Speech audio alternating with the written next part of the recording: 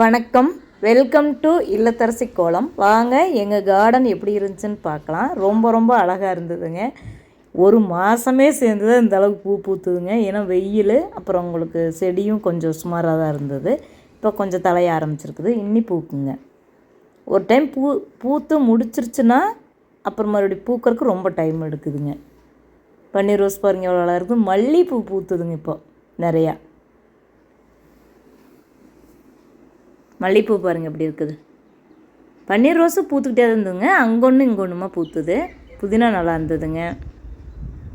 அதுக்கு அரிசி களைஞ்சி தண்ணி ஊற்றி அது கொஞ்சம் விலையேன்னு பிடிச்சிச்சு. மற்றபடி நல்லா இருந்தது பாருங்கள் பன்னீர் ரோஸு. அப்புறம் எங்கள் செடியில் தக்காளி காய்ச்சதுங்க. ஒரு 1.5 கிலோ தக்காளி இருக்கும், ஒரே ஒரு செடியில் காய்ச்சது. 2 செடி, இன்னொரு சின்ன செடி. சூப்பராக இருந்ததுங்க தக்காளி, மருந்தடிக்காத தக்காளிங்க.